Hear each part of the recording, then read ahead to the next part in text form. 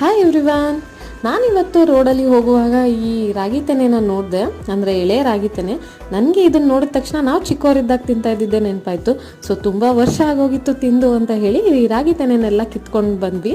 First ಇದನ್ನು ಚೆನ್ನಾಗಿ ಬೆಂಕಿಲಿ ಸುಡಬೇಕು. ನಾ ಇಲ್ಲಿ ಗ್ಯಾಸ್ ಸ್ಟವಲ್ಲಿ ಸುಡ್ತಾ ಇದ್ದೀವಿ. ಇಲ್ಲ ಅನ್ನೋರು ನೀವು ನೀರೊಲೆ ಇದ್ದರೆ ಅಲ್ಲಿ ಕೂಡ ಸುಡ್ಬೋದು ಚೆನ್ನಾಗಿ. ಸೊ ಅದನ್ನು ನೀಟಾಗಿ ಸುಟ್ಕೋಬೇಕು, ಕಪ್ಪಗಾಗೋ ಥರ ಮೇಲ್ಗಡೆ ಸಿಪ್ಪೆ ಮಾತ್ರ.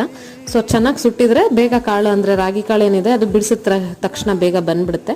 ಇನ್ನೂ ಸ್ವಲ್ಪ ಹೊಟ್ಟಿದೆ ಅಂದರೆ ಅದು ಒಂದು ಮೊರಕ್ಕೆ ಹಾಕಿ ಕೇರಿದ್ರೆ ಎಲ್ಲ ಹೊಟ್ಟೆಲ್ಲ ಹೊಟ್ಟೋಗುತ್ತೆ.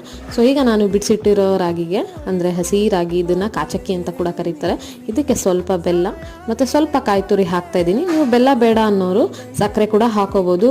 ಇದು ಟೇಸ್ಟ್ ಮಾತ್ರ ನೆಕ್ಸ್ಟ್ ಲೆವೆಲ್ ಅಂತಲೇ ಹೇಳ್ಬೋದು, ಸೂಪರಾಗಿರುತ್ತೆ. ಇದನ್ನು ನೀವು ಕೂಡ ಚಿಕ್ಕವರಾಗಿದ್ದಾಗ ತಿಂದಿರ್ತೀರ ಅಲ್ವಾ.